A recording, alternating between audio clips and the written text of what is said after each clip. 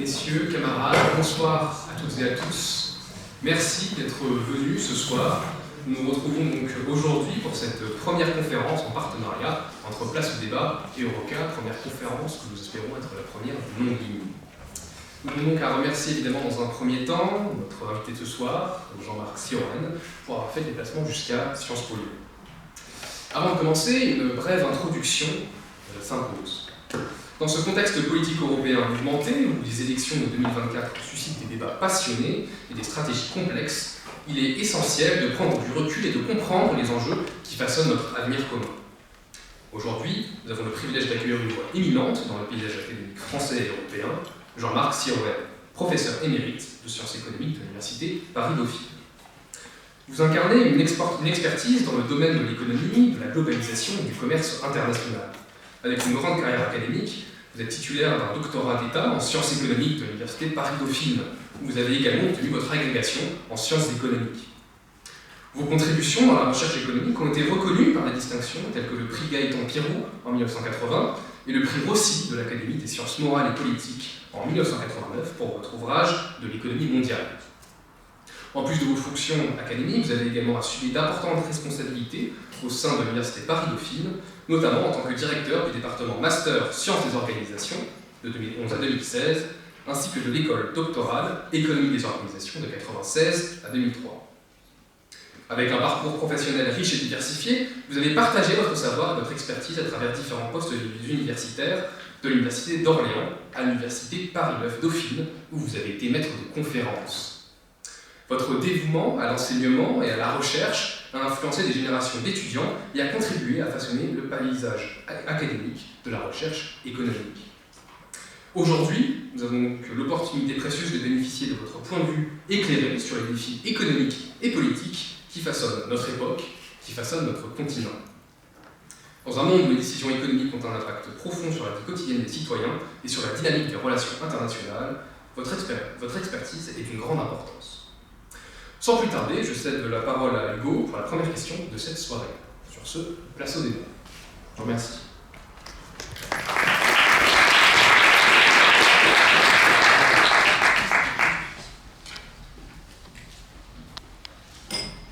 Bonjour monsieur, je vais vous poser la première question. Quel serait votre bilan des impacts de la mondialisation sur l'Europe? Et à ce titre, pourriez-vous nous fournir une analyse approfondie des bénéfices tangibles que l'Europe a pu tirer de ce processus, tout en mettant en lumière les conséquences parfois néfastes qu'elle a pu engendrer? En clair, qu'est-ce que la mondialisation pour l'Europe? Oui, merci. Avant, je voudrais vous remercier pour la présentation qui était très très élogieuse, bon, qui n'a pas vraiment rajeuni pour les références qui datent avant même ma thèse d'ailleurs. Mais c'est vrai que je trouve presque confortable aujourd'hui d'avoir un certain recul historique, quand même. Plus de 40 ans, j'ai commencé l'économie au moment de la crise pétrolière, vous imaginez? Non, vous ne pouvez pas imaginer. C'est trop ancien, ce qui me donne quand même peut-être un certain recul et une relativisation plus ou moins forte de ce qui s'est passé depuis presque 50 ans, pas tout à fait 50 ans comme n'exagérons pas, dans l'économie mondiale et la politique mondiale. Alors la question que vous m'avez posée, je ne vais peut-être pas y répondre directement parce que il faut bien comprendre quelle est l'originalité de la mondialisation qui est en cause. Et les effets de cette mondialisation. La mondialisation, c'est quelque chose que l'on connaît depuis l'Antiquité, mais disons que dans une époque relativement récente, 2 siècles quand même, elle a connu trois grandes phases. La première phase, c'est celle du 19e siècle jusqu'à la guerre de 14. C'était quoi la mondialisation? Alors quand je parle de la mondialisation, c'est la mondialisation commerciale, qui peut être liée à d'autres formes de mondialisation, mais c'est cette mondialisation commerciale sur laquelle j'insiste. C'était un commerce international à la Ricardo, donc on échange entre pays qui sont très très différents, ils sont tellement différents qu'ils ont des avantages comparatifs marqués, et que pour produire davantage avec les mêmes quantités de ressources, de facteurs de production, eh bien, le mieux, c'est de se spécialiser. Alors, les uns dans le drap, les autres dans le vin. C'est l'exemple fameux de Ricardo que vous connaissez. Alors, c'est un commerce qui est plutôt nord-sud dans les termes d'aujourd'hui, qui n'étaient pas ceux à l'époque de Ricardo, parce que c'est entre le nord et le sud que justement les différences sont les plus importantes et les avantages comparatifs les plus importants. Les conséquences, vous les connaissez, je m'y attarde pas, une croissance économique relativement forte sur la période, des épisodes protectionnistes quand même, des inégalités également très très fortes. Bon, je passe sur l'intermède de l'entre-deux-guerres, qui est une phase de très forte démondialisation, avec un protectionnisme important, pour passer à la phase, je dirais, de ma jeunesse, la phase des années 50 jusqu'aux années 1970, lorsque l'Europe se forme. Ce qui ne plaît pas d'ailleurs à tout le monde, notamment aux États-Unis à l'époque. Alors, la dynamique du commerce international, donc, la repose sur quoi? Elle ne repose pas sur des produits très différents, déterminés sur la base des avantages comparatifs. C'est même l'inverse. C'est pour des produits très proches, entre pays très proches. Donc exactement l'inverse de la spécialisation ricardienne, celle que l'on étudie encore dans les manuels. Et ça a été théorisé relativement tardivement. Il faut attendre les années 80 pour voir. Alors, on connaissait statistiquement le phénomène. On s'amusait à calculer des indicateurs d'intra-branche. J'ai fait ça quand j'avais votre âge. Peut-être qu'on le fait encore maintenant. C'était ça qu'on faisait. Donc l'échange d'automobiles françaises contre les automobiles allemandes. Et l'Europe, tout particulièrement, était le fer de lance de ce type de spécialisation. La spécialisation intra-européenne, dans une Europe qui n'était pas 27 membres à l'époque, c'était une spécialisation intra-branche, automobile contre automobile. Donc il faut attendre Krugman dans les années 80, c'est-à-dire lorsque cette mondialisation se termine, pour avoir des modèles théoriques un peu valables que vous avez peut-être étudiés, que vous allez étudier dans vos cours. Mais les conséquences, cette fois-ci, elles sont beaucoup plus douces. Elles sont beaucoup plus douces pourquoi? Eh bien parce que vous échangez justement entre des pays proches, qui ont à peu près les mêmes niveaux de salaire, à peu près les mêmes normes, à peu près les mêmes lois. Donc c'est tout bonheur, c'est formidable. Vous bénéficiez d'économies d'échelle en vous spécialisant un peu. Les consommateurs ont une variété de produits qui s'offrent à eux, des produits bas de gamme, plutôt l'Italie ou la France, des produits haut de gamme, c'est plutôt l'Allemagne.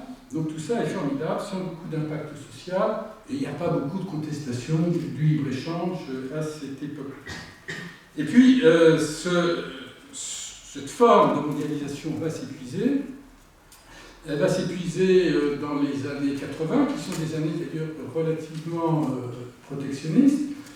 Il y a les automobiles japonaises qui embêtent un peu tout le monde, les téléviseurs japonais, les magnétoscopes à l'époque, je ne sais pas si vous vous souvenez de ce qu'étaient les magnétoscopes à l'époque, qui embêtent un peu les pays industriels. Mais en réalité, on est en train de basculer. On est en train de basculer sur une autre forme de mondialisation et de spécialisation qui renoue un peu avec les avantages comparatifs. Il renoue avec les avantages comparatifs parce que ça va être une mondialisation qui va se faire entre pays différents. Et le pays le plus différent avec lequel on va commercer, qui va voir sa part dans le commerce international passer de 1% à peine à 14 ou 15% aujourd'hui, c'est avec la Chine. Et on retrouve un peu les mêmes conséquences, hein, notamment que la concurrence avec les pays à faible coût de main-d'œuvre, eh bien, vont peser sur les inégalités ou sur le coût du travail dans les pays industriels.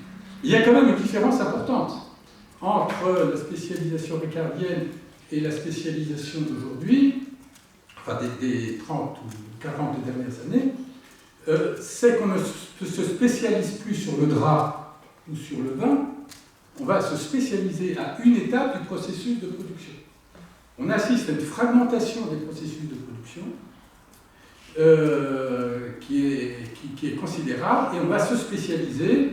Eh bien, la Chine va se spécialiser plutôt dans les activités de couture ou de montage, parce que c'est très demandeur de main-d'œuvre et que la main-d'œuvre est bon marché à l'époque en Chine, de moi maintenant, alors que dans les pays industriels, eh bien, ils vont conserver tout ce qui est plus noble, ce qui peut être mieux payé, et délocaliser donc certaines phases du processus de production dans les autres pays. Alors c'est un processus qui va s'approfondir grâce notamment donc à l'ouverture de la Chine. Il y a une volonté de la Chine d'aller dans ce sens-là, donc une ouverture contrôlée de la Chine, notamment par la création de quelque chose qui est très peu étudié dans la littérature, qui sont les zones franches, ou les zones spéciales chinoises, qui bénéficient d'avantages douaniers notamment. Et donc, on va assister à ce que l'on voit au dos des téléphones Apple, c'est que c'est conçu en Californie, mais c'est assemblé en Chine. Alors ça, c'est un défi important. Et je vous signale, mais je n'approfondirai pas, ceci est des questions que notre appareil statistique ne permet pas de bien identifier ces types de spécialisation. Ce qui peut provoquer, et ça provoque beaucoup d'erreurs d'analyse, et encore maintenant, je pourrais vous donner des exemples si vous le souhaitez tout à l'heure. Mais c'est la Chine donc qui va être le moteur de cette spécialisation que les économistes vont identifier et décrire relativement tardivement. Il faut attendre autour de 2010 et même 2015 pour que l'on commence, les économistes et les autres commencent à s'intéresser donc sur la spécificité de cette mondialisation, donc le développement de ce que l'on appelle maintenant, mais pas depuis très longtemps, les chaînes mondiales de valeur. Alors quels ont été, maintenant je réponds à la question, quels ont été les effets sur le monde? J'ai un peu déjà répondu à cette question-là. C'est que ça a impliqué une délocalisation, une désindustrialisation, puisqu'une grande partie des avantages comparatifs de la Chine, notamment, c'était sur des activités industrielles. Alors, lorsqu'on parle de produits industriels, on commet souvent, là aussi, une erreur d'analyse. Tout le monde sera d'accord avec moi, ne sera pas d'accord avec moi, plutôt, pour dire que le téléphone portable que vous avez, que vous consultez, c'est un produit industriel. Oui, mais sauf que l'essentiel de la valeur ajoutée, c'est des services. La part de l'industrie dans un téléphone portable, considérée même statistiquement comme un produit industriel, ce sont des services qui, eux, ne sont pas forcément délocalisés. Et même dans votre portable, vous avez des microprocesseurs qui sont pas forcément chinois, mais qui ne sont même pas majoritairement chinois, qui viennent de Taïwan, des États-Unis, etc. Bon. Donc il va y avoir une désindustrialisation, mais une désindustrialisation sur ce que l'on veut bien délocaliser, parce qu'il y a un avantage comparatif dans d'autres pays. Donc ça, c'est l'élément négatif. Le principal élément négatif, avec donc, la pression sur les salaires des pays industriels pour essayer de rester, de retarder les échéances, tout ce que ça s'accompagne, services sociaux, territoires, etc. Enfin, tout ce dont on parle beaucoup sur les inconvénients de cette mondialisation. Mais si on regarde maintenant avant, c'est-à-dire les effets sur le monde, les effets sur le monde ont été globalement positifs. On est sorti de manière totalement, on n'était pas sorti, mais en tout cas on a diminué très fortement l'extrême pauvreté dans le monde. Alors ça ne se voit pas beaucoup dans les pays industriels, ça s'est vu beaucoup en Chine et dans d'autres pays en développement. C'est un moment, pour la première fois depuis la Seconde Guerre mondiale, les matières premières tirées par la demande chinoise se fixent à un prix relativement élevé et relativement stable, ce qui évidemment est une aubaine pour les pays en développement producteurs de matières premières.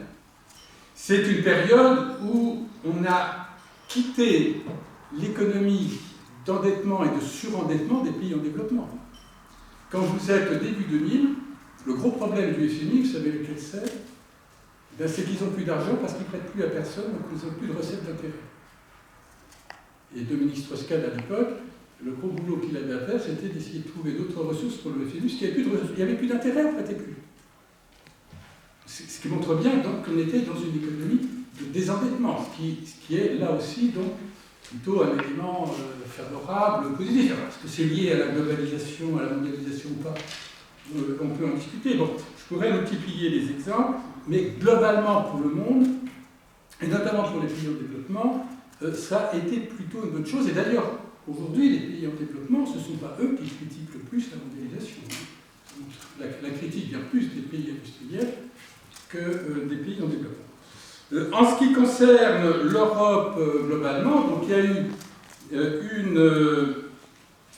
a eu effectivement des effets négatifs, mais en même temps, pendant toute cette période, elle correspond à l'élargissement de l'Union européenne.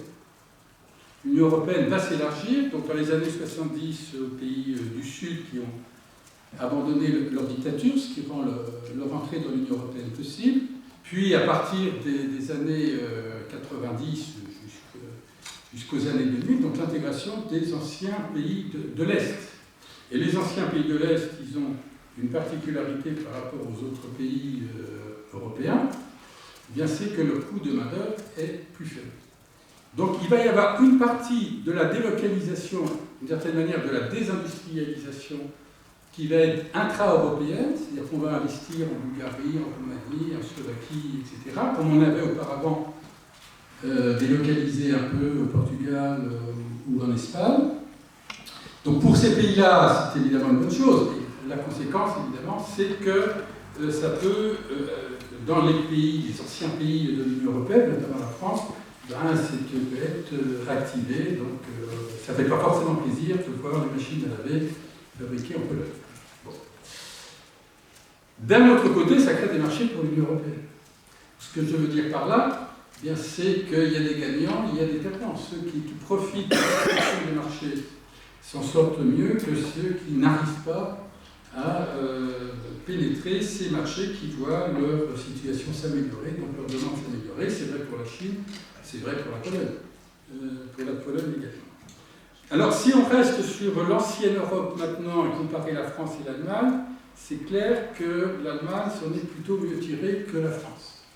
Et s'en est mieux tirée, notamment parce qu'elle a mieux su jouer la carte chinoise, peut délocaliser certainement en Chine, mais pas trop. Elle a plutôt délocalisé en Europe et conservé certaines chaînes de production pour bénéficier du Made in Germany. Donc moins de pertes d'emplois industriels en Allemagne, mais une plus forte dépendance vis-à-vis de la Chine. Peut-être aujourd'hui l'Allemagne est en train de souffrir de cette forte dépendance vis-à-vis du marché chinois qui lui achetait ses voitures de haute qualité, ses machines outils exceptionnelles. Sur la France, bien sûr la France c'est moins bon, hein. C'est vrai que si on a une conception un peu colbertiste de l'économie qui insiste sur l'industrie, plutôt que sur les services, la France s'en tire plutôt mal. Moins bien en tout cas que les autres, c'est pas un appauvrissement de la France, hein, mais en tout cas, il y a une désindustrialisation un peu accélérée. Hein. C'est la France qui va perdre le plus d'emplois et qui va voir sa production industrielle par rapport au PIB baisser. Ça veut dire qu'elle baisse en valeur absolue, mais ça veut dire qu'elle baisse en valeur relative. Je pourrais revenir sur les causes de ce mal français, hein. Il y en a une multitude.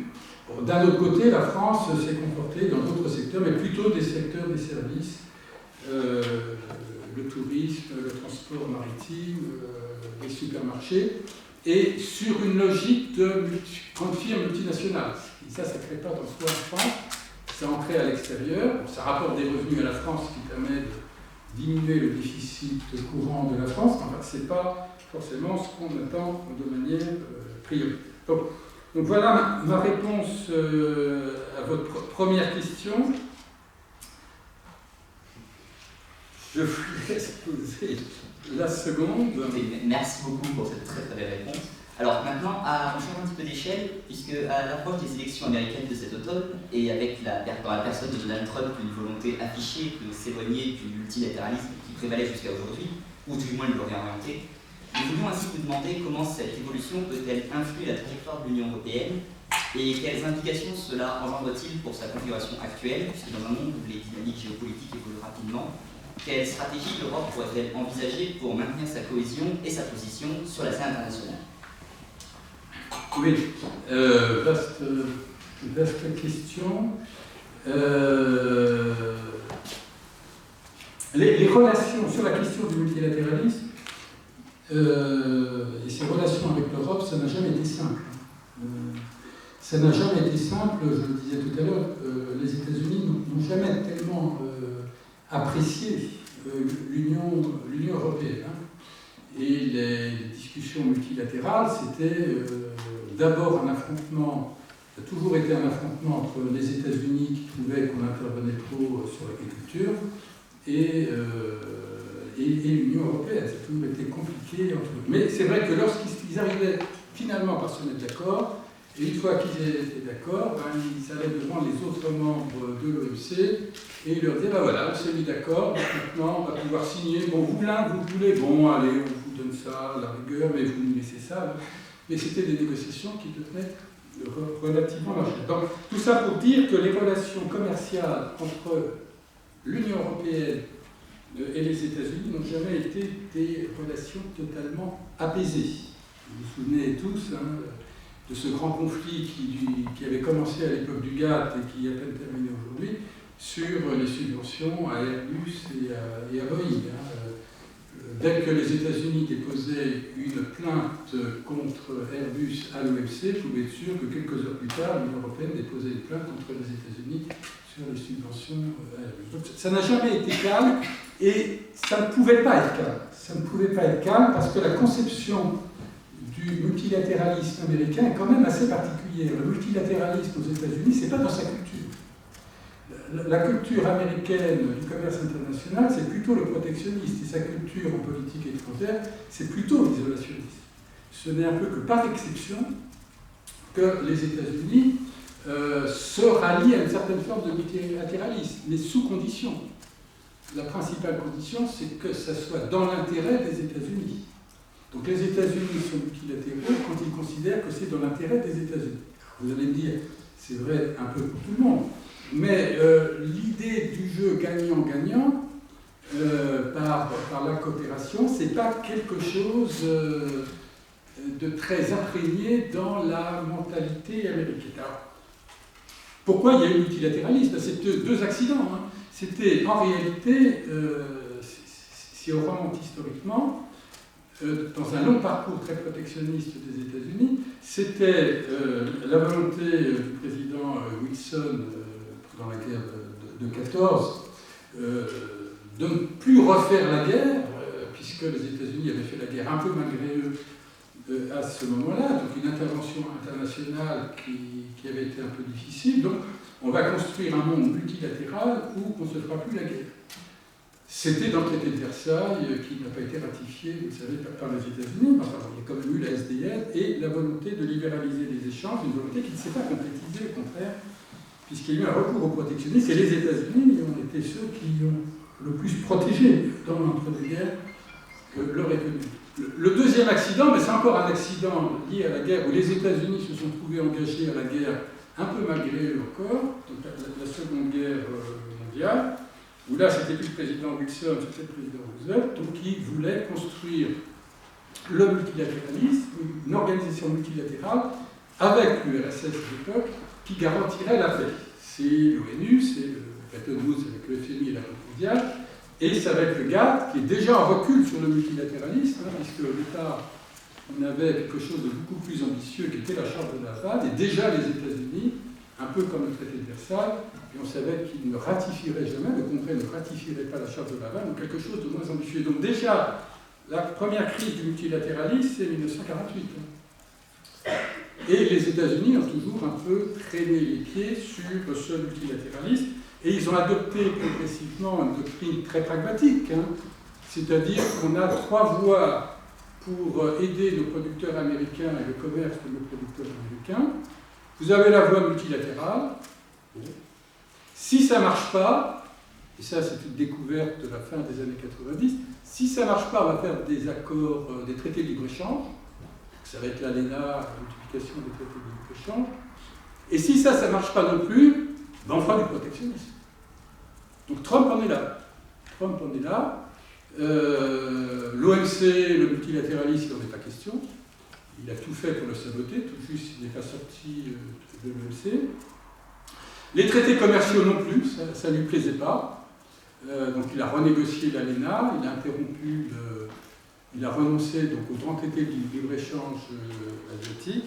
Donc il lui restait plus que le protectionnisme, renouant avec une vieille tradition américaine, plutôt portée par les républicains d'ailleurs, en principe libéraux, mais pas en ce qui concerne le commerce international, où l'intérêt supérieur de la nation pousse plutôt au protectionnisme. Alors, l'Union européenne, je dirais, elle n'a pas été tellement surprise, finalement. Peut-être un peu surprise par l'ampleur, par le fait que Trump allait taxer les produits européens, mais il allait aussi taxer les produits canadiens et les produits japonais, hein, sur une plus grande échelle, les produits chinois. Alors, que faire? Je ne sais pas. Ce que je pourrais conseiller aujourd'hui à l'Union européenne, qui n'a pas vraiment défini de stratégie. Hein, donc, officiellement, l'Union européenne veut que revive le multilatéralisme. C'est officiellement aussi la volonté de la Chine. Là, on peut se demander. Mais il faut reconnaître que, bon, taper sur Trump, il faut le faire, à mon avis. Mais que le président Biden n'a pas fait beaucoup mieux. Hein. C'est-à-dire qu'il n'a pas, lui aussi est resté sur une ligne protectionniste, moins agressive, moins méchante, moins grossière que son prédécesseur, avec quelques arrangements, mais globalement, il n'a rien modifié. L'OMC est toujours bloqué. Hein.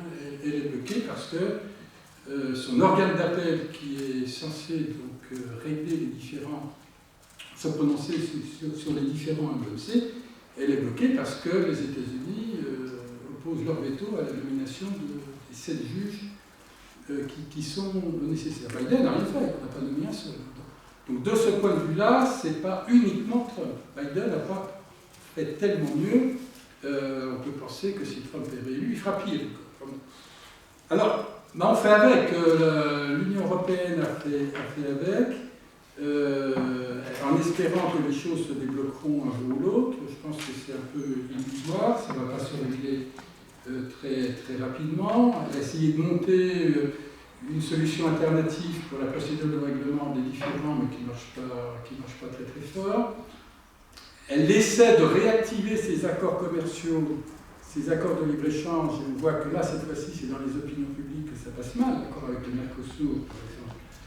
Qui a toujours été problématique, qui est négocié depuis 20 ans, ça ne passe pas très bien. Donc, finalement, progressivement, l'Europe, un peu coincée, suit un peu la ligne générale, est entraînée de la ligne générale, je ne dis pas qu'elle le souhaite, mais qu'elle est plus ou moins contrainte de faire, c'est-à-dire de devenir à son tour de plus en plus protectionniste. Ça, c'est l'évolution. Pour l'instant, c'est relativement limité, ça le sera de moins en moins, à mon avis. Merci beaucoup.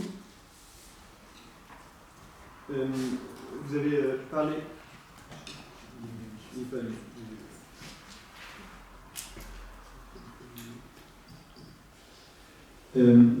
Merci beaucoup. Vous avez parlé tout à l'heure de la Chine. On voit aujourd'hui donc que la Chine s'affirme de plus en plus comme un acteur majeur de la mondialisation, notamment depuis son entrée à l'OMC, et notamment par sa politique des nouvelles routes de la soie lancée en 2013. Quels sont les défis spécifiques qui découlent de cette ascension pour l'Union européenne, et comment cette émergence chinoise a-t-elle remodelé les stratégies économiques et politiques au sein de l'Union européenne selon vous? Oui, mais merci de votre question. J'y ai un peu répondu dans la première partie. Hein. Je vais un peu préciser les choses. J'avais fait un article juste avant l'entrée de la Chine à l'OMC, on n'était pas encore entré à l'OMC, qui disait toutes les réserves qu'on pouvait avoir sur l'entrée de la Chine à l'OMC. Alors je ne dis pas que j'avais tout prévu, des difficultés, mais enfin, il y avait un certain nombre de points qui se sont un peu matérialisés, notamment le fait que la Chine ce n'était pas tout à fait une économie de marché, qu'il n'y avait pas une transparence considérable en Chine et que ça pourrait poser donc, des problèmes, y compris à l'Ouest. Alors, la montée en puissance de la Chine, oui, bien sûr. La Chine était un nain il y a 40 ans. C'était un nain en termes de PIB, de production. C'était un nain en termes de commerce international. C'était moins de 1% du commerce international. Donc, on ne connaissait pas la Chine comme acteur économique. On connaissait comme acteur politique, on ne connaissait pas comme acteur économique. Et du point de vue politique, c'était plutôt le profil bas qu'affichaient les dirigeants à cette époque-là. Et puis, on se réjouissait de la libéralisation de la Chine, un peu politique. Bon, il y a eu Tiananmen, mais grosso modo, quand même, on n'était plus à l'époque de Mao. En Chine, il y avait une réelle ouverture qui s'est quand même arrêtée, et même rétrogradée, dans les années 2010 avec le nouveau dirigeant Xi Jinping, où là, les choses se sont un peu cassées. Je ne suis pas sûr que la Chine pourra continuer à s'affirmer comme elle s'affirme aujourd'hui. Et d'une certaine manière, l'agressivité de la Chine, un pays qui reste un pays dictatorial, d'influence stalinienne, a quand même la forte tentation, que son collègue russe a aussi, c'est que quand les choses vont mal, eh bien on s'agite, on attaque, on s'endurcit, et c'est un peu ce qui se passe en Chine. Alors, quelles sont les difficultés de la Chine qui peuvent à la fois faire peur et rassurer? Eh bien, le diagnostic qu'on peut faire sur la Chine est extrêmement ambigu.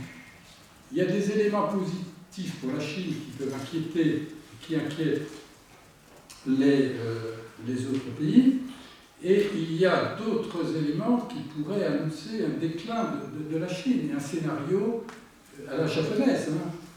Le grand ennemi dans le commerce international, et même dans le domaine politique dans les années 80, le grand ennemi des États-Unis, c'était pas la Chine, c'était le Japon. Et puis, il y a eu la crise financière japonaise du début des années 90 et le déclin de l'économie japonaise. Alors, pas un appauvrissement du Japon, mais en tout cas un retrait dans le commerce international. Sa part est passée de 10% à 4% en quelques années. Donc, c'est plus le Japon. Moi, dans les années 80, quand j'écrivais ma thèse, c'était le Japon. Le Japon, il a dominé le monde, il est le seul producteur de composants électroniques, etc. Bon, ça ne s'est pas passé comme ça.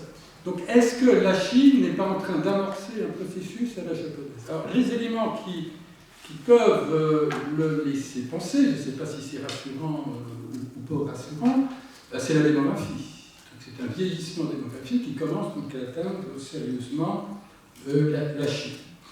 C'est sa situation financière de toutes les institutions, et je regarde notamment qui sont chargés de financer le logement, enfin une surcapacité dans le logement qui a provoqué donc l'effondrement financier des promoteurs. C'est un peu embêtant, ça aussi, c'est quelques centaines de milliards d'euros qui sont concernés. Les collectivités locales qui sont aussi surendettées, on ne sait pas trop comment, le gouvernement en tout cas ne sait pas trop comment les régler. Donc ça, c'est parmi d'autres. Alors parmi d'autres éléments, eh bien, vous avez l'augmentation des salaires en Chine. Je l'ai dit tout à l'heure, la Chine, son succès, c'était des bas salaires. Donc la Chine tente bien, elle l'a compris, elle a compris ses limites. Ils sont loin d'être complètement idiots, les dirigeants japonais, mais ils ont choisi un peu une réponse assez stalinienne par des grands projets.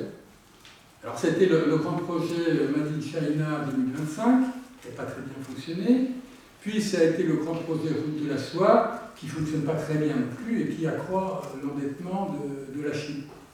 Alors on peut s'inquiéter de tout ce qu'ils font en Afrique, etc. Oui, il faut s'en inquiéter. Mais on ne peut pas dire que pour l'instant, ce soit un succès complet, cette tentative de trouver un autre modèle de développement que le modèle qui avait très bien fonctionné à peu près jusqu'aux années 2010. S'ajoute à ça la volonté de faire reposer la croissance chinoise davantage sur la consommation, mais ça ne marche pas très bien non plus, et un chômage des jeunes dont on ne sait pas très bien combien il est, puisque la Chine a renoncé à les publier, on se demande pourquoi, et qui est certainement de 20 ou de 25% de taux de chômage des jeunes. Donc il y a une vraie difficulté de la Chine, qui encore une fois n'est pas forcément rassurante, parce qu'il y a toujours un risque donc de faire monter, de sortir un peu par la force de cette situation. D'un autre côté, c'est vrai que la Chine continue à connaître quelques succès assez étonnants, notamment dans les secteurs d'avenir, qui sont souvent liés donc, à la transition énergétique, bas carbone, etc. C'est vrai que la Chine dispose d'une partie en tout cas des matières premières dont on a besoin pour développer ces industries. C'est vrai que la Chine est le plus grand producteur de panneaux solaires et d'éoliennes. C'est vrai que dans les voitures électriques, eh bien, apparaissent des entreprises qu'on ne connaissait pas il y a 3 ou 4 ans encore, comme BYD, qui vient de battre Tesla dans la production d'automobiles. Et production, ça veut dire forcément exportation d'automobiles, même si la Chine commence à exporter de plus en plus de ces voitures électriques. Donc ça, effectivement, ce sont des défis, des éléments qui se plaident plutôt en faveur de la Chine, même si, à mon sens, ça ne compense pas tout à fait les faiblesses actuelles de la Chine. Mais même dans ces secteurs, d'ailleurs, on peut trouver des problèmes. Alors des problèmes dont le prix peut être payé par nous, par les Européens, notamment, je pense, aux panneaux solaires. Le prix des panneaux solaires s'est effondré. Il s'est effondré parce que c'est plus efficace, il y a des économies d'échelle, c'était l'apprentissage, etc. Mais aussi parce qu'il y a des surcapacités de production. Donc les surcapacités de production dont la Chine est assez familière, c'était le cas aussi pour l'acier, à une époque, et même encore maintenant. Donc le pousse à faire de dumping, donc à inonder les autres pays de leurs panneaux solaires. Et là, on rentre dans un des problèmes que les pays industriels et que l'Europe, sur lequel on va devoir trancher. Est-ce qu'on se protège ou pas des panneaux solaires? Si on se protège des panneaux solaires, ça veut dire que nos panneaux solaires sont beaucoup plus chers. S'ils sont beaucoup plus chers, ça va ralentir la production d'énergie renouvelable. Donc vous voyez le type de contradiction que l'on peut multiplier entre des objectifs, disons, économiques et des objectifs de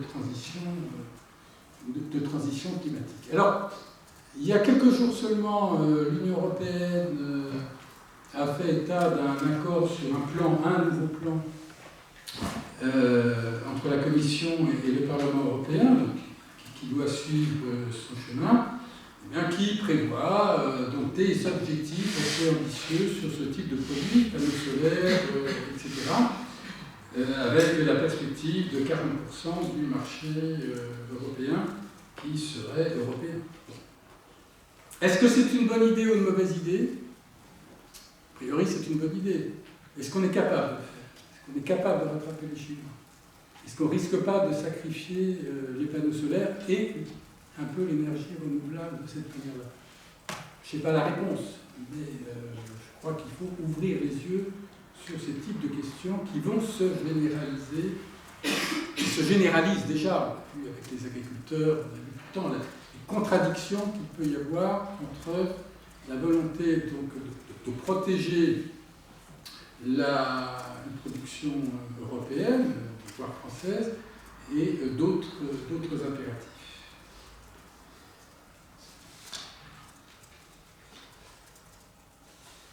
Je vous laisse poser la question suivante. Voilà. Alors, vous vous avez déjà un peu répondu à la question suivante, mais pas quand même. Dans un paysage international, du coup, qui reste quand même marqué par la rivalité entre les deux superpuissances qui restent aujourd'hui les États-Unis et la Chine, par leur volonté d'abord réciproque de dominer les marchés mondiaux, comment est-ce qu'on peut considérer que l'Union européenne peut-elle continuer à se préserver sa souveraineté économique sans pour autant compromettre ses intérêts et son autonomie? Et de fait, à l'heure où les pressions extérieures sont de plus en plus nombreuses, quelle voie serait-elle à explorer pour renforcer sa position tout en garantissant sa stabilité économique et politique? Oui. J'aime pas le terme de souveraineté. J'aime pas le terme de souveraineté, non pas parce que je suis contre la souveraineté ou que je dise que la France doit ordonner toute souveraineté ou l'Europe doit ordonner toute souveraineté. Non, c'est pas tout ça. C'est que si on me demandait de préciser exactement ce que j'entends par souveraineté, je ne sais pas si vous en serez capable, mais j'aurais beaucoup de mal quand même à définir ce qu'est la souveraineté économique dans un monde interdépendant. On vit avec les autres. Un monde qui doit être fait de coopération et de compromis. Dès que vous faites un compromis, vous perdez un peu de souveraineté. Donc c'est un concept que je n'aime pas. C'est un concept qui a une tradition très, très nationaliste quand même. Alors un nationalisme qui est plus ou moins tempéré. Il peut y avoir des bonnes choses. Avoir un peu de nationalisme ne fait pas de mal certainement. Mais enfin, un nationalisme qui peut devenir assez vite agressif. Alors on peut l'utiliser en politique, on peut l'utiliser pour empêcher que les autres soient les seuls à l'utiliser. On peut baptiser des ministères, rajouter souveraineté industrielle au ministère des Finances et souveraineté alimentaire au ministère de l'Agriculture. Ça fait pas de mal, ça fait de mal à personne, ça rassure, ça répond, je dirais, à une certaine frange de l'échiquier politique, mais ça veut dire quoi? Qu'est-ce que ça veut dire? Qu'est-ce que ça veut dire la souveraineté alimentaire? Ça veut dire, oui, mais c'est continuer à produire du blé, c'est pouvoir définir nos normes, savoir ce qu'on importe et ce qu'on n'exporte pas. Oui, bien sûr, mais pourquoi la souveraineté et de s'orienter vers une forme de nationalisme qui n'est pas forcément l'objet. Bon. Ça, c'est la petite... Je ne suis pas sûr que tout le monde partagera cette réticence. Alors, si on creuse un peu, qu'est-ce qu'il y a derrière la souveraineté? Pour des gens qui ne sont pas forcément nationalistes, d'extrême droite ou d'extrême gauche, ou libéraux, ou populistes, etc., lorsqu'ils emploient le terme de souveraineté, lorsqu'on grave un petit peu ce qu'il y a derrière, ce n'est pas le terme de souveraineté qui apparaît en réalité. C'est le terme d'insécurité, ce qui n'est pas exactement la même chose.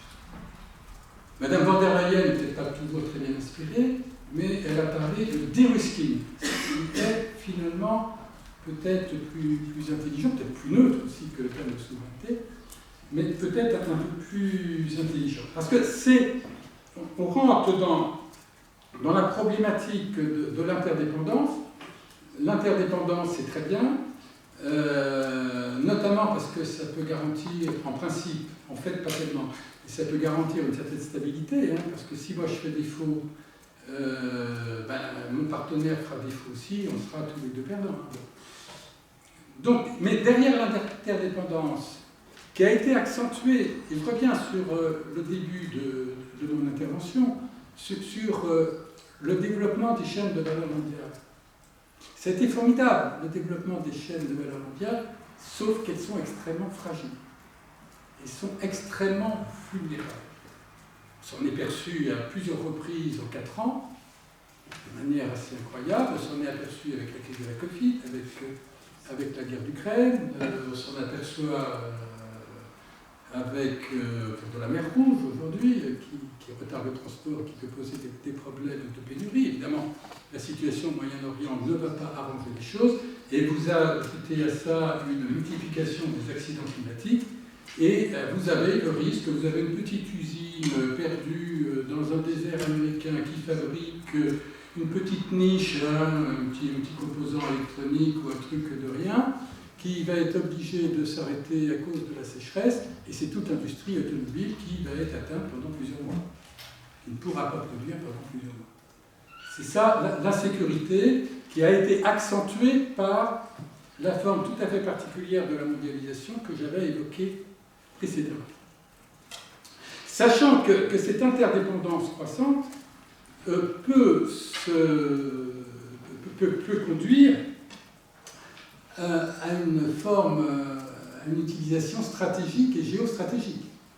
Il y a un concept, je ne sais pas si vous en avez entendu parler, qui est apparu il y a 3-4 ans, comme par hasard, qui est le concept, traduit différemment selon les auteurs. Moi, je l'ai traduit littéralement par interdépendance armée, d'autres parlent arsenalisée, etc. En fait, c'est quoi? C'est d'utiliser cette fragilité dans une sorte de guerre économique. C'est quoi, par exemple? Eh bien, ça va être pour les États-Unis d'interdire l'exportation de certains microprocesseurs à la Chine. Donc ça, c'est embêtant, parce que s'il n'y a plus de microprocesseurs, il y a une autre partie de l'industrie chinoise qui se situe en aval de ces microprocesseurs qui ne pourra pas continuer à fonctionner sur la même base. Et vous avez pire encore, c'est d'interdire l'exportation de machines fabriquant ces microprocesseurs à la Chine. Donc non seulement elle ne pourra pas les acheter à l'extérieur, mais elle ne pourra même pas les fabriquer, si l'objectif est atteint, qui n'est pas non plus complètement assuré. Donc on est dans ce monde-là, où à la fois, par nature, une mondialisation en chaîne de valeur nous rend très vulnérables à tout accident qui pourrait avoir lieu à un niveau ou à un autre de cette chaîne de valeur, avec des effets en chaîne, et qu'en plus, compte tenu de la situation géopolitique mondiale actuelle, eh bien, ça en rajoute dans la fragilité de cette chaîne mondiale de valeur. Et vous voyez bien ici que le terme d'insécurité, que je préfère au terme de souveraineté, est peut-être plus opérationnel que le terme de souveraineté. Il ne s'agit pas uniquement d'être souverain dans les batteries électriques parce que c'est pas juste que les autres les achètent et que nous, on ne les produise pas, surtout s'ils pratiquent du dumping ou des subventions. C'est aussi parce que cette industrie de batteries électriques, elle est absolument stratégique. Si vous n'avez pas accès aux batteries électriques pour une raison ou pour une autre, eh bien vous ne pourrez pas produire de voitures électriques. Donc vous voyez l'importance de l'insécurité. Donc la terme de souveraineté, elle est là d'une certaine manière, mais plutôt que d'utiliser le terme de souveraineté, je préfère parler d'un terme d'insécurité. Vous pouvez trouver d'autres termes plus adaptés. Donc voilà le problème. Alors je crois que l'Union européenne est parfaitement consciente de cela. On le voit dans le discours de la Commission européenne, des différents commissaires, y compris la présidente de la Commission européenne. Je ne sais pas ce que sera la prochaine commission, mais en tout cas la commission actuelle en est consciente. La réponse n'est pas forcément facile. Vous avez plusieurs possibilités. Vous avez le stockage, organiser le stockage, ce qui pourrait éviter des pénuries je dirais accidentelles et de court terme. Vous avez les subventions, ça l'Union européenne utilise de plus en plus. Les subventions, elles subventionnent de plus en plus. Ce qui est nouveau pour l'Union européenne. Jusqu'à maintenant, les subventions, c'était mal. Et avec les Français, les affreux Français nationalistes, colbertistes, etc., qui voulaient des subventions, maintenant, c'est plus tout à fait le cas. Vous avez des droits de douane éventuellement pour pénaliser, soit pour protéger une industrie qui vous rendrait plus indépendant, soit pour embêter les autres. Mais le problème des droits de douane, c'est que, comme les subventions d'ailleurs, vous avez un risque de rétorsion, de représailles. Donc c'est un élément un peu dangereux. Et puis, bon, en économie, on démontre que les droits de douane, c'est plutôt moins bien que les subventions, notamment parce qu'avec des droits de douane, ça augmente le prix pour les consommateurs, ce qui peut être embêtant, notamment s'il s'agit de biens qui ont pour but d'assurer la production de renouvelables, par exemple. Un droit de douane sur les panneaux solaires, c'est moins de panneaux solaires installés en Europe. Comme je le disais tout à l'heure. On peut contrôler les exportations, c'est pour éviter que les autres pays, les ennemis en quelque sorte, puissent répondre aux défis des chaînes de valeur et de ces nœuds qui risquent d'être bloqués. Les investissements directs, ça c'est une voie qu'a pris l'Union européenne en se disant que, bon, on ne peut pas immédiatement nous-mêmes produire suffisamment de batteries électriques, donc on va essayer d'attirer des investissements directs pour que des firmes chinoises ou taïwanaises viennent s'installer en Europe. Se rajoute à ça donc les subventions qui peuvent être proposées. Donc ça, c'est fait, plus ou moins bien, avec quelque chose qui m'embête un petit peu dans cette histoire. Là, c'est plutôt une insuffisance d'Europe que l'on a, c'est que pour les subventions nationales, vous avez une surenchère. On a vu cette surenchère, notamment très récemment pour l'implantation de BYD. Il y a 3-4 pays qui étaient concurrents, dont la France, pas la France qui a eu l'implantation de BYD. C'est un peu embêtant au niveau européen d'avoir ce type de concurrence, de surenchère, parce qu'en plus ça augmente le prix de la subvention. Ils ne sont pas fous à BYD, il faut monter les enchères. Bon, ça c'est une... Et quelque chose que j'ai déjà évoqué, les accords commerciaux. Les accords commerciaux sont justifiés par l'Union européenne maintenant, de plus en plus, pour cet argument-là, pour sécuriser la chaîne de valeur.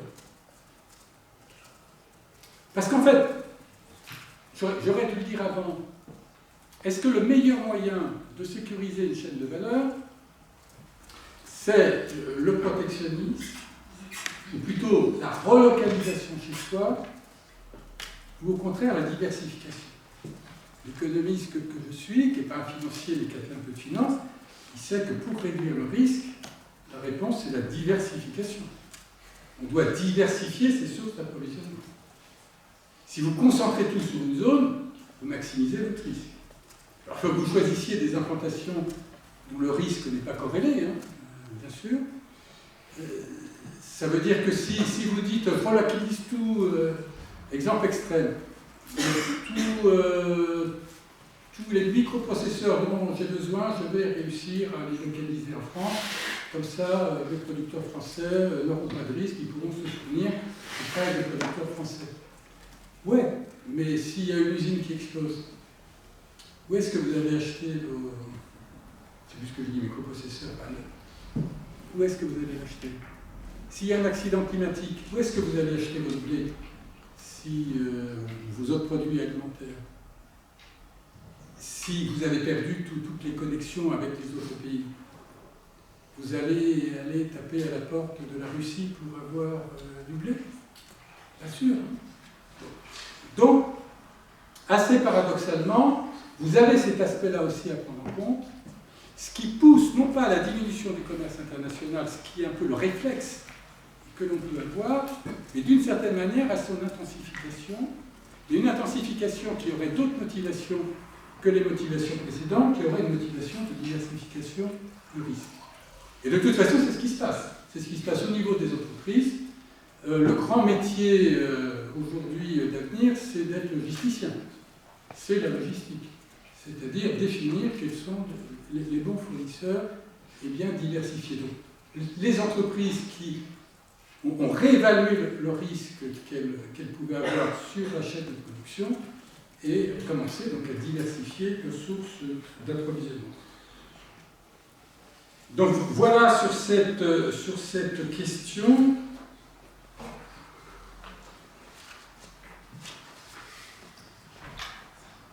Très bien, merci beaucoup. Donc pour notre dernière question, c'est plus une question politique. On se posait la question donc des liens qu'il pouvait y avoir entre mondialisation et montée du populisme, et notamment dans l'Union européenne, alors que les instituts de sondage prévoient une forte poussée du RN en France, de l'AfD en Allemagne, si tant est qu'on puisse qualifier ces mouvements de mouvements populistes. Quel serait votre avis sur cette question? Oui, on peut le qualifier qualifié de mouvement populiste. Hein. D'ailleurs, je n'écuse pas forcément le terme. Déjà, le populisme n'est pas un phénomène exclusivement européen, c'est un phénomène mondial. On a Bolsonaro, on a Milei en Amérique latine, on a Erdogan en Turquie, je ne dirais rien sur le gouvernement israélien, mais enfin, c'est quand même, pour ne pas m'attirer des ennuis. L'Inde est aussi un pays, c'est presque tous les pays qui, petit à petit, font entrer au pouvoir des populistes. Sous des formes différentes, sous des formes un peu avec des spécificités nationales. Ce que j'ai un peu remarqué dans l'histoire des mouvements populistes, là encore c'est quelque chose que j'ai pu suivre. Hein. Je me souviens encore de la première intervention de Jean-Marie Le Pen à Simone Bandé pour les élections présidentielles de 1974. Il avait fait 42% des voix à l'époque. Donc j'ai bien vu monter cette montée des populistes, de droite, un peu de gauche. Et ce qui me frappe avec un peu de recul, c'est qu'il a d'abord concerné des pays qui avaient un problème avec leur histoire. On n'a pas liquidé la guerre de l'opium en Chine. On n'a pas liquidé le traité de Versailles et le traité de Sèvres aussi avec la Turquie ou avec la Hongrie. C'est pas liquidé. On voit la Russie. La référence à la Russie, c'est quoi? C'est un empire russe plus ou moins fantasmé, où c'était vraiment le cœur de l'Europe et de la civilisation. L'Amérique a toujours été sur cette voie-là. Ce qui est associé au populisme, c'est le sentiment de déclin.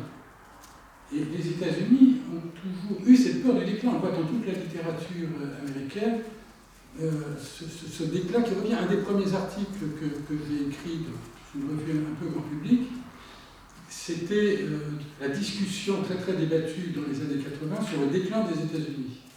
Moi j'avais répondu non, ils ne sont pas déclinants, c'est des bêtises.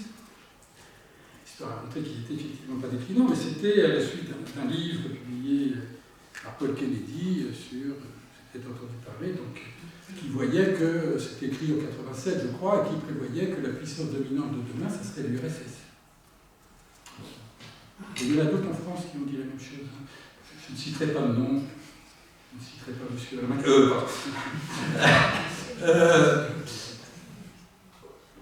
donc il y a cette nostalgie. Au moment du Brexit, j'étais sidéré de voir Boris Johnson ou Theresa May dire c'est pas grave, on n'a plus l'Europe, mais on a le Commonwealth et les États-Unis qui manquent à s'ouvrir à nous, ce sont nos vieux copains, on a une relation privilégiée.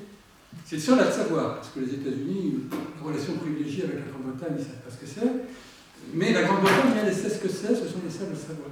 Mais la nostalgie de l'Empire britannique lorsque 40% du territoire mondial était sous domination britannique. La France, l'Allemagne. Et là, ce sont des questions peut-être un peu différentes, peut-être venues un peu plus tardivement en France, parce qu'on avait réussi, le général de Gaulle avait réussi à contourner la question en se disant, bon, on ne peut plus être la grande puissance qu'on a été, on va retrouver notre puissance dans l'Europe. Et ça a pas mal fonctionné jusqu'à un certain point, ça ne fonctionne plus très bien. Ça fonctionnait parce que tous les présidents successifs de droite ou de gauche ont repris un peu cette conception de l'Europe. Ça marche, ou bien en tout cas ça ne marche plus avec les mouvements populistes. Pour l'Allemagne, c'est encore autre chose. Ce qui a évité pendant longtemps le mouvement populiste, c'était son passé. Il faut faire oublier son passé. Donc tout ce qui est extrême droite, on n'en veut pas. On voit que, avec les succès de l'AfD aujourd'hui, on voit que c'est plus aussi net que ça. C'est plus non plus. Alors pourquoi cette évolution mondiale? Alors on pourrait dire, tout ce que j'ai dit au départ, un déplacement du fait de la concurrence internationale, etc. Oui, mais pas en Chine. Oui, mais pas en Inde. Oui, mais pas au Brésil, qui a plutôt gagné à la mondialisation. Donc c'est un phénomène qui est certainement plus complexe. Les causes ne sont pas forcément les mêmes dans tous les pays, ils ne sont certainement pas les mêmes dans tous les pays. Et certainement que qu'en Europe, donc l'ajustement un peu difficile qui a dû être fait avec le développement du commerce national n'a pas favorisé les choses, mais il y a certainement quelque chose de plus profond derrière le populisme que je garderai bien. Chacun a son explication, a sa cause. Toutes les causes que je vois me laissent un peu sceptique. Ça peut contribuer, chaque chose, chaque élément, classe moyenne, territoire délaissé, etc., peuvent expliquer à un niveau d'un pays, mais ne peut pas vraiment expliquer au niveau du monde.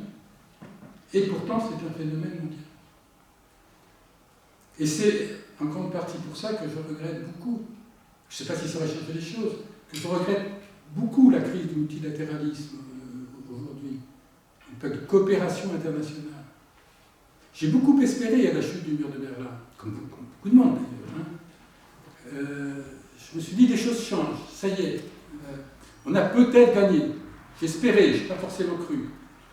On va pouvoir renforcer la coopération internationale.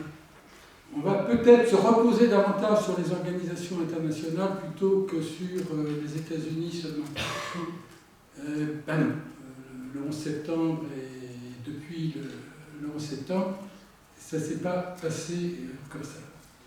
Et peut-être, je vais poser un certain nombre de questions. Avant de poser la question, je vais vous faire peur et être extrêmement pessimiste. Je revois aujourd'hui une période que je n'ai pas connue, celle-là, qui est la période des années 30. Ce n'est pas le seul. Qu'est-ce qu'il y a de commun entre les années 30 et les années d'aujourd'hui? C'est que d'une part, on n'a jamais eu autant besoin de coopération internationale pour résoudre la crise de 29, dans les années 30, et éventuellement les problèmes de territoire qui viennent encore, et pour résoudre notamment la crise climatique aujourd'hui. C'est une crise globale. Ce n'est pas un pays tout seul qui peut résoudre, une personne toute seule qui peut résoudre le climat. Et si on n'est pas d'accord, on n'arrivera pas, parce qu'à chaque fois qu'on avancera, ça coûtera cher et ça ne marchera pas. Donc il y a ça. C'est-à-dire qu'on n'a jamais eu autant besoin de coopération internationale qu'aujourd'hui. Et on n'a jamais été dans une situation politique et géopolitique aussi désastreuse. Ça s'est très mal terminé dans les années 30.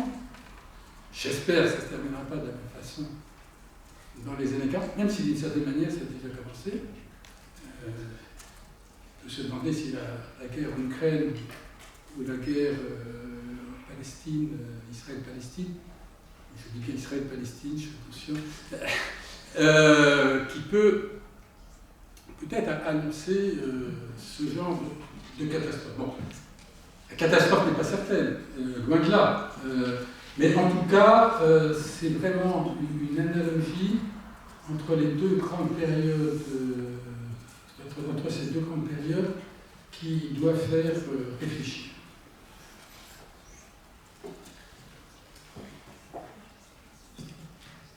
Merci beaucoup. On en a fini avec une question. Sûrement que le public a quelques questions à vous poser. On a un petit peu de temps si vous êtes toujours. Bien sûr.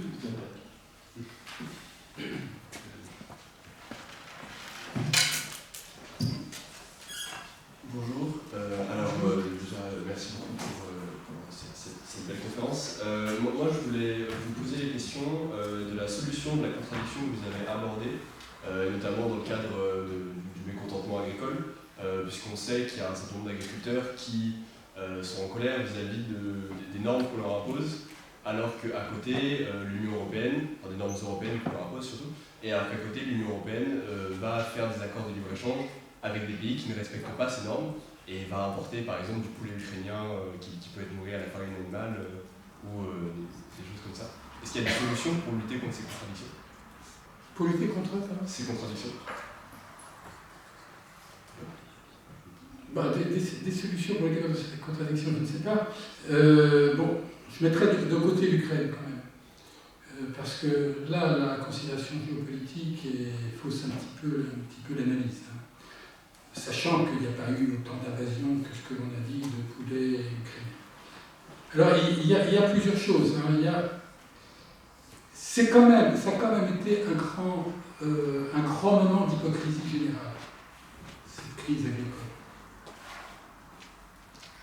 Je connais un peu les problèmes agricoles. Il se trouve que je passe un tiers de ma vie dans une région agricole qui est considérée comme la plus pauvre, les zones d'élevage, en Occitanie. Je discute assez souvent avec les agriculteurs. Donc, je ne suis pas quelqu'un qui est hors sol, complètement hors sol, en tout cas sur l'agriculture, si je suis loin d'être spécialiste de ces questions-là. Je ne suis pas non plus un très grand partisan des accords régionaux type Mercosur, parce que justement, je pense que ça freine et empêche le multilatéralisme.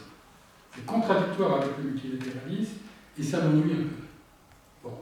Je préférais qu'on continue à creuser le multilatéralisme, qu'on refasse revivre l'OMC et qu'on arrête avec ces accords de libre-échange qui, par ailleurs, posent, notamment dans l'industrie, un certain nombre de problèmes qui ne sont pas vraiment une libéralisation des échanges, du fait des règles d'origine. Je ne développerai pas parce que c'est très technique, mais en fait, il y a beaucoup d'illusions pour l'industrie dans ces accords de libre-échange. Donc, si demain on ne ratifie pas l'accord du Mercosur qui est à complètement clé, j'en ferai pas un caprice. Néanmoins, dans tout le discours qu'il y a eu, on a vu les partis écologistes se joindre à la FNSEA. Et pire qu'encore que la coordination rurale, qui est encore pire que la FNSEA. C'est exactement le type d'agriculture dont ne veulent pas les écologistes. Comme manifestation de focus, c'était quand même pas mal. Et dans cette manifestation de focus, c'est qu'on n'a jamais vraiment parlé complètement des accords du Mercosur ou de la question des normes. Quelques petites mises au point quand même. Non pas pour défendre le Mercosur, parce que comme je vous l'ai dit, je ne suis pas du tout un chaud partisan du Mercosur, mais je suis particulièrement irrité de la manière dont les choses ont été présentées. Les normes.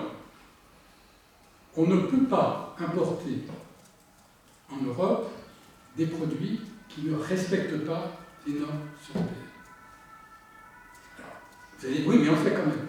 C'est vrai, il peut y avoir un problème de contrôle, notamment lorsque les produits interdits dans l'Union européenne se trouvent en amont du processus de production, sur la question des chaînes de valeur. Mais en tout cas, on ne peut pas dire que l'on autorise l'importation de produits qui ne respectent pas les normes européennes. En réalité, peut-être ce que l'on veut dire, c'est que les autres pays ne les ont pas interdits, n'ont pas interdit les produits en cause. Et ce n'est pas exactement la même chose que d'exporter des produits qui ne respecteraient pas les normes européennes. Alors, du fait que ce n'est pas interdit, c'est vrai qu'il peut y avoir des fraudes, qu'on ne contrôle pas tout, des choses qui ne sont pas détectables, c'est vrai. Ça, effectivement, j'admets que ça peut poser un problème. Et qui n'est pas tout à fait de la même nature que celui que l'on évoque. D'autre part, dans ces accords, notamment pour les produits qui sont en cause, on va être envahi par le bœuf argentin. Vous savez quelle est la part de marché? Parce que vous n'avez pas une libre entrée, hein, c'est pas vrai. Vous avez des quotas douaniers. C'est-à-dire que vous ne payez pas le droit de douane jusqu'à une certaine quantité. Donc l'invasion, elle est contrôlée. Elle est contrôlée. Et ces quotas, vous savez combien ça représente? À peu près 1% du marché européen. Donc l'invasion du bœuf argentin, c'est au maximum 1% du bœuf européen, sachant qu'on importe déjà du bœuf argentin, et que le surplus ne sera pas forcément énorme, et que bien souvent, lorsqu'on fixe des quotas douaniers, les pays sont en dessous de leurs quotas, c'est le cas notamment pour le Canada. et que par ailleurs, quand même, dans cet accord du Mercosur, il y a une atteinte à la souveraineté des pays du Mercosur en les obligeant à signer un certain nombre de traités internationaux qu'ils n'ont pas signés. On a obligé, par exemple, le Canada à signer toutes les conventions sur le travail de l'OIT, ce qu'il n'avait pas fait. Mais pour qu'il y ait l'accord avec le Canada, eh bien, le Canada a été obligé donc de signer les conventions sur les droits fondamentaux, ce qui n'aurait pas eu lieu sans cela.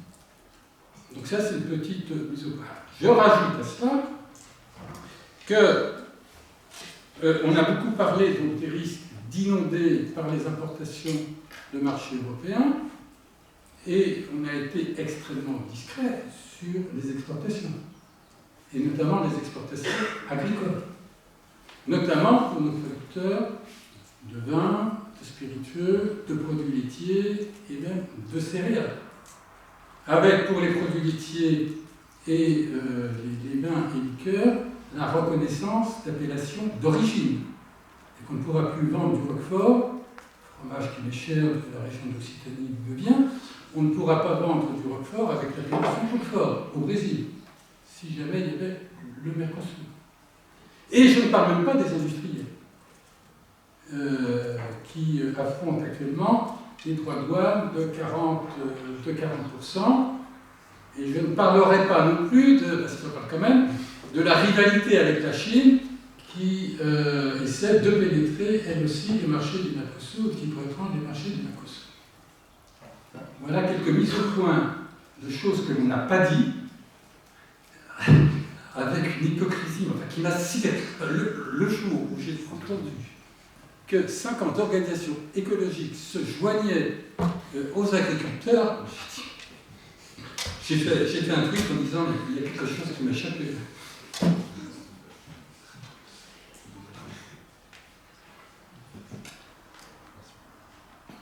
Mais merci de m'avoir laissé déverser ma vie sur cette question-là qui m'avait beaucoup irrité.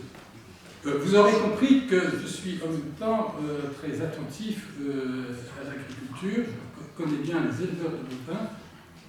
Je peux vous dire comment ils sont sortis de ma région d'ailleurs, ce qui peut servir de modèle.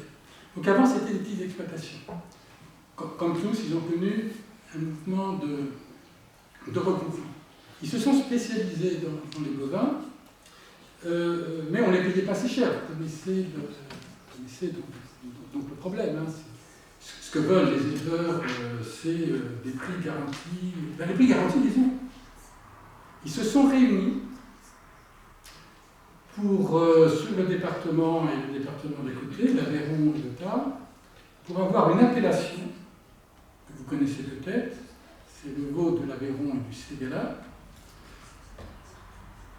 avec une négociation avec Auchan pour garantir les prix, en contrepartie garantissent un certain niveau de qualité. Ça fonctionne depuis 25 ou 30 ans à peu près, je ne sais plus quand, à l'initiative des éleveurs, donc une région assez importante, puisque ça fait une partie de l'Aveyron et une partie du Tarn. Et finalement, je suis sûr qu'ils étaient sur les routes, hein, à côté de chez moi, là sur le viaduc, il devait y avoir des tracteurs. Mais il y a ça aussi dans l'agriculture, hein, c'est-à-dire que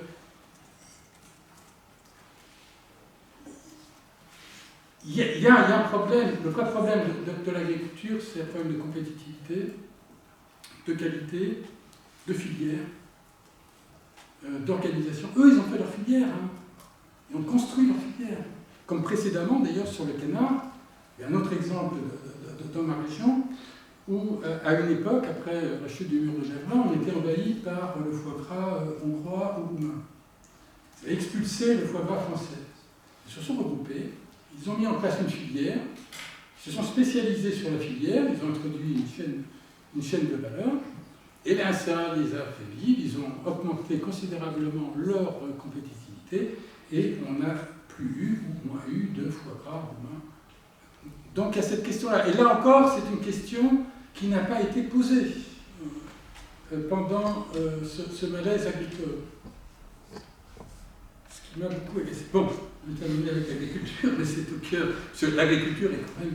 On a une politique agricole, mais donc c'est bien un sujet européen. Bonjour, merci beaucoup d'être venu aujourd'hui.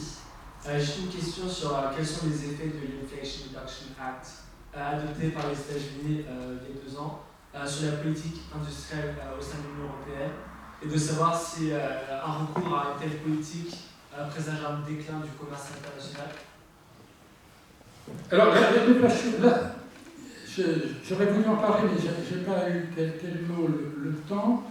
C'est-à-dire qu'il y a, face à un double défi, un défi industriel, et face au défi climatique, il y a l'idée qui émerge, c'est de lier les deux. Et l'IRA américain, c'est exactement ça. C'est-à-dire que le défi industriel, c'est de développer une industrie, notamment de voitures électriques, beaucoup de voitures électriques et de batteries électriques, qui seront favorables donc à la diminution d'émissions de gaz à effet de serre. Alors, ce qu'ils ont trouvé, c'est un système de subvention. Une subvention à la consommation, mais qui est astreinte à des conditions, et notamment des règles d'origine, c'est-à-dire, on est encore dans la chaîne mondiale de valeur. Il faut que dans la chaîne de valeur, vous ayez suffisamment de produits américains étendus à quelques pays pour que les consommateurs puissent bénéficier de la subvention. Donc c'est un instrument. C'est un instrument. Je suis pas. Enfin, c'est pas un instrument qui inspire vraiment l'Union européenne pour l'instant, même si de plus en plus elle tend vers cela. Alors, les autres instruments de. Alors, oui, je reviens sur l'IRA, je n'ai pas tout à fait répondu encore à votre question. C'est clair que c'est contraire aux règles de l'OMC. Puisque le système de. Normalement, lorsqu'un produit rentre, ce n'est pas des taxes douanières, il n'y a pas de taxes douanières supplémentaires. Donc, lorsqu'un produit rentre, il doit avoir le même régime que les autres pays. Mais là, ce n'est pas le cas, puisque l'avantage que nous donne le secteur est lié à l'origine du produit qui est subventionné. Donc, c'est clairement contraire aux règles de l'OMC, mais ce n'est pas grave, parce que l'OMC ne fonctionne plus dans sa procédure de règlement des différends. Donc, il y a d'autres. L'Union européenne privilégie plutôt la protection, mais les États-Unis aussi, et la taxe carbone, notamment. Donc, ça, c'est la défense. Se rajoute à ça, donc avec le mécanisme européen mis en place, qui conduit donc à taxer les importations de certaines matières premières, l'acier, le ciment, etc., s'ils n'ont pas été taxés dans les mêmes proportions de leur pays d'origine, donc taxés au prix du carbone, donc au marché du carbone. Alors il y a d'autres mesures maintenant qui se rapprochent de l'IRA, notamment ce que j'évoquais tout à l'heure, le plan pour soutenir l'industrie des panneaux solaires, notamment, qui va se rapprocher également de l'IRA, et sans doute que l'Union européenne sera aussi amenée à faire un peu la même chose. Mais pour les automobiles, pour l'instant, la voie qui est choisie, c'est pas celle-là. La voie qui a été choisie par l'Union européenne, c'est des taxes douanières selon les règles de l'OMC, si on démontre qu'il y a des subventions, ce qui sera, je ne pense pas trop difficile à démontrer, s'il y a des subventions sur l'industrie automobile, ce qui donne le droit aux importateurs donc de lever une taxe supplémentaire qui s'appelle un droit compensateur ou compensatoire, selon la traduction, qui permettrait. Donc, l'Union européenne a plutôt choisi une réponse douanière et les États-Unis une réponse en termes de subvention pour le même sujet qui est les produits qui doivent contrôler la production de biens qui permettront de réduire les effets de serre en attendant une sorte de révolution industrielle sur ce type de produit. Évidemment, ça va beaucoup fâcher les Européens, bien sûr. Et oui, et je le comprends. Est-ce qu'il y a d'autres questions ?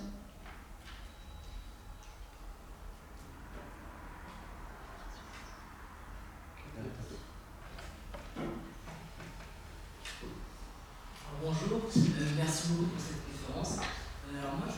continue à m'interroger sur l'avenir de l'Union européenne, quand on sait que par exemple sur les routes de la soie, la stratégie de la Chine c'est évidemment de parler qu'en bilatéral, de façon bilatérale, et donc comment l'UE faire preuve d'unité dans s'ériger en élément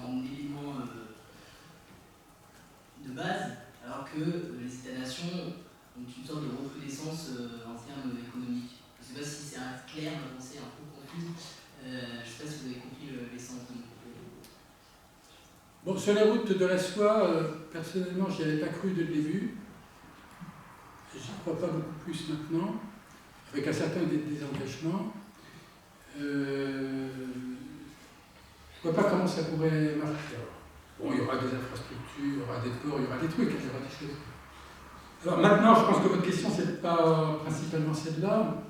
Je pense que votre question, c'est, avec la restructuration des États-nations, est-ce que l'Europe, qui est un regroupement d'États-nations, peut continuer à fonctionner? C'est pas nouveau que les États-nations existent. L'URSS, c'était un État-nation, et la Russie l'est encore. Et même à l'époque de l'URSS, c'était un État-nation qui avait un poids politique peut-être plus important. Pour la Russie aujourd'hui, c'est un peu particulier. Enfin, la Chine a aussi été un État-nation, le Japon était un État-nation, et les États-Unis étaient un État-nation. Et les États-Unis n'aimaient pas beaucoup l'Union européenne, comme j'ai eu l'occasion de le dire. Ça n'a pas empêché l'Union européenne de se développer, et souvent contre les États-Unis. Les États-Unis étaient, qui est notre allié, l'allié, en tout cas de beaucoup de pays de l'Union européenne, pas tout à fait tous, ça n'a rien empêché. On a pu avoir la politique agricole qu'on voulait, un peu en négociant avec les États-Unis pour qu'ils ne se fâchent pas trop. Enfin, on a eu à peu près ce qu'on voulait. Et peut-être que l'initiative de la pire, vous imaginez, on a fait une monnaie commune. Tous les économistes américains ont dit mais c'est une folie, ça ne marchera pas, ça ne peut pas marcher, regardez notre super modèle, ça ne peut pas marcher parce que pour ci, pour ça, pour ça. 25 ans après, plus personne ne veut abandonner la monnaie unique qui, soi-disant, ne pouvait pas marcher, alors que ça marchait. Donc, non, je ne pense pas que le danger de l'Union européenne vienne de l'extérieur, c'est-à-dire de l'État-nation. S'il vient de quelque part, je crains que ce soit plutôt de l'intérieur. C'est plutôt... Et c'est effectivement la revendication d'un État-nation renforcé, souverain, si vous voulez, dans certains pays, qui peut effectivement être inquiétant pour l'Europe. Mais je ne crois pas qu'il soit nécessaire d'aller chercher des éléments déstabilisateurs insurmontables, en tout cas, à l'extérieur. Bien sûr que le rêve de la Russie, c'est de démanteler l'Union européenne. Bien sûr, évidemment, ils font tout pour.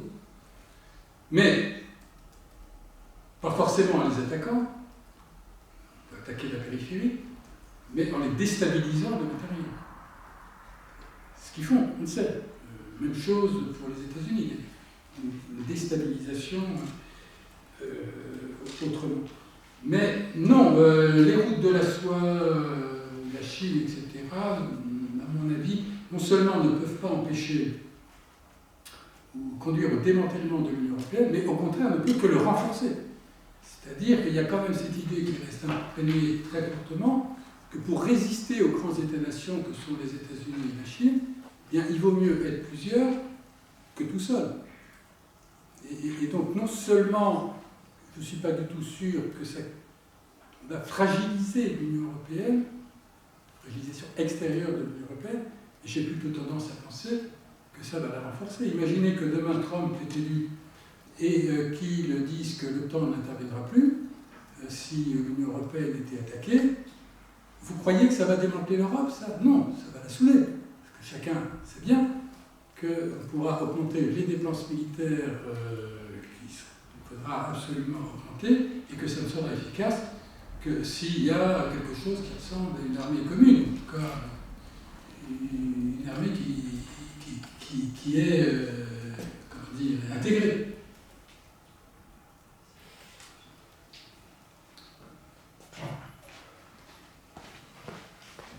Ce sera la même question pour Sonia.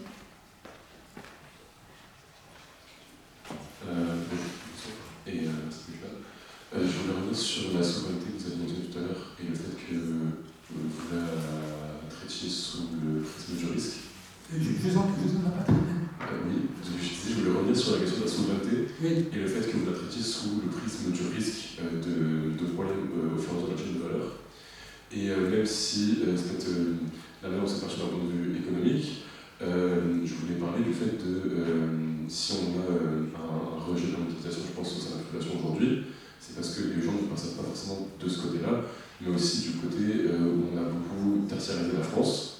Et je voulais vous demander si vous pensiez qu'en dehors d'un aspect purement économique au niveau du prix et de la compétitivité, vous pensez que ça peut être pertinent de réindustrialiser la France à une certaine mesure pour avoir comment dire, du sens au travail, parce que c'est beaucoup les politiques de manière un peu plus large, mais pour supprimer peut-être ce que les businessmen appellent aux États-Unis les bullshit jobs, où on a une grosse complexification des processus de production par le fait que l'économie s'est beaucoup tertiarisée dans nos pays développés. Je ne sais pas si c'est assez clair.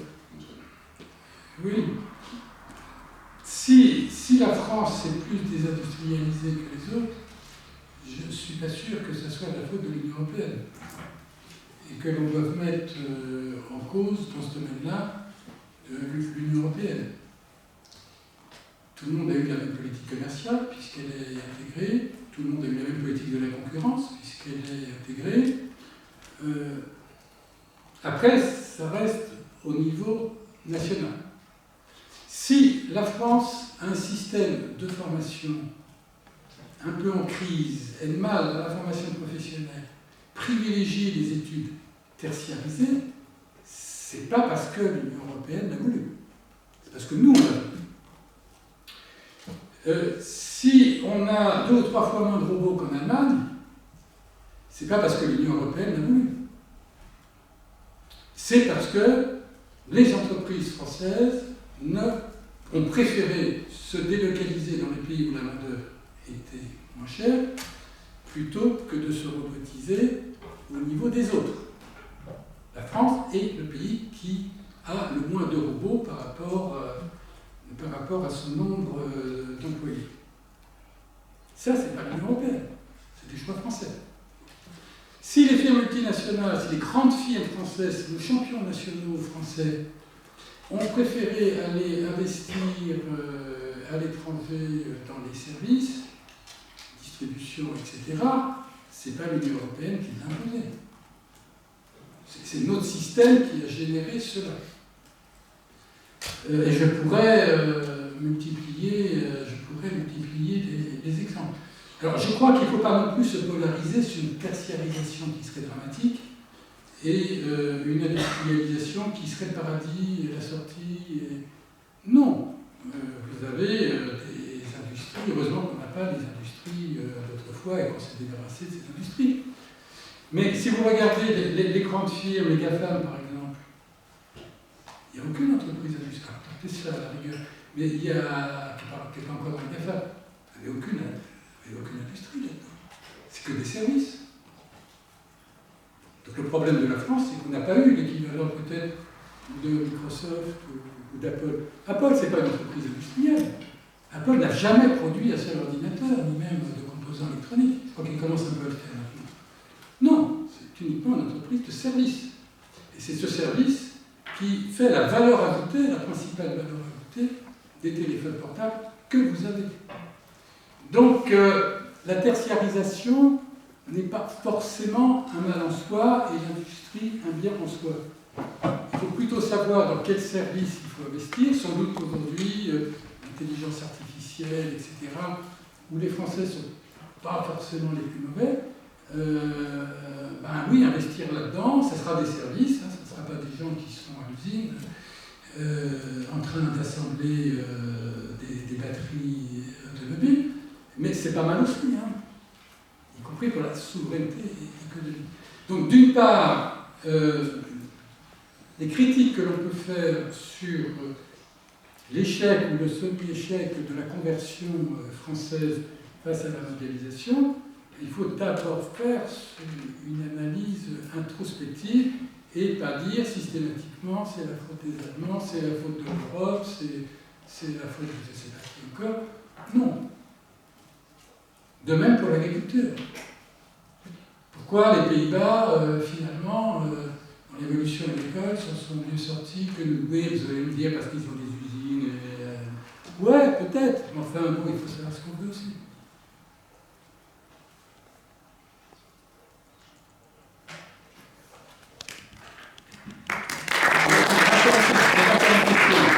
Peut-être si vous autorisez une dernière question. Allez-y. Rapidement, c'était une question concernant l'industrie pharmaceutique. Est-ce que vous pensez que face aux pénuries, la solution passe également par une diversification des sources? Oui, bien sûr. De toute façon, on ne peut pas faire autrement. Parce qu'on n'a pas besoin un milliardaire. Oui, il faut certainement rapatrier une partie de l'industrie pharmaceutique. Il n'y a pas de doute là-dessus. Mais il faut aussi effectivement diversifier. Supposez que vous ayez une épidémie qui soit uniquement localisée en France. Vous risquez très fort de jamais avoir suffisamment de produits pharmaceutiques pour répondre à cette épidémie qui est en France. Pas une épidémie type Covid, mais une autre épidémie. Et vous aurez besoin, dans ce cas-là, d'aller chercher des médicaments aussi à l'étranger. Alors après, il faut choisir vos bons partenaires et suffisamment diversifier vos bons partenaires. On ne va pas se reposer uniquement sur la Chine, évidemment, ce qui peut s'avérer problématique. Mais alors c'est vrai qu'on a eu tort d'abandonner complètement l'industrie, quasiment complètement l'industrie pharmaceutique, ça j'en suis convaincu, mais tout produire en France, en dehors même du coût que ça peut représenter, donc déficit de la sécurité sociale, etc., je ne suis pas sûr que ce serait un choix de l'industriel.